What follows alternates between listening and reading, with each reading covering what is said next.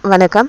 நேத்துலேருந்து ஒரு நியூஸ் ரொம்பவே ஹாட்டாக ஸ்ப்ரெட் ஆகிட்டுருக்கு. என்னன்னு பார்த்தீங்கன்னா, பிடிபிஆர்டியோட ரிசல்ட்ஸ் வந்து ஜூன் மந்தில் வெளிவரும் அப்படின்ற மாதிரி நம்மளுக்கு TV as well as news பேப்பரில் சொல்லியிருக்காங்க.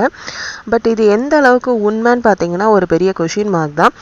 ஏன்னா டிஆர்பி பொறுத்த வரைக்கும் அவங்களோட வெப்சைட்டில் அஃபிஷியலாக அவங்க ரிலீஸ் பண்ணுற வரைக்கும் எந்த ஒரு நியூஸுமே உண்மை கிடையாது.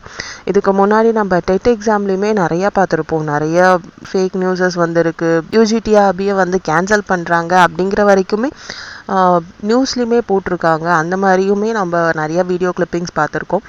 ஸோ உங்களுக்கே தெரியும் யூஜிடிஆர்பி நடந்தது. ஸோ நான் என்ன சொல்ல வரேன் அப்படின்னா, அஃபிஷியலாக அவங்க வெப்சைட்டில் எந்த ஒரு நியூஸையும் ரிலீஸ் பண்ணாமல் எதையுமே நம்பாதீங்க.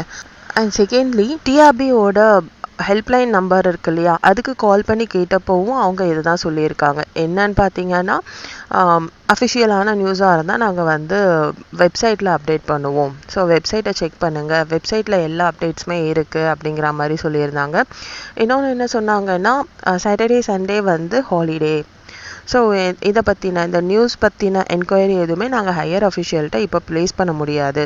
மண்டே வந்து ஒர்க்கிங் டே. ஸோ மண்டே வந்து நாங்கள் கேட்டுட்டு என்னன்றதை நாங்கள் கிளியர் பண்ணுறோம்.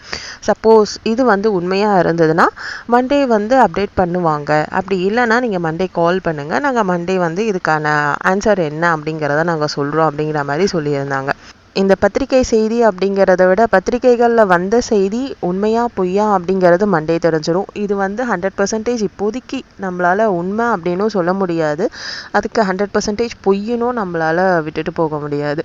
எதுவாக இருந்தாலும் இதோட முடிவு என்னங்கிறது மண்டே தெரிஞ்சிடும். நம்புவோம். நன்றி.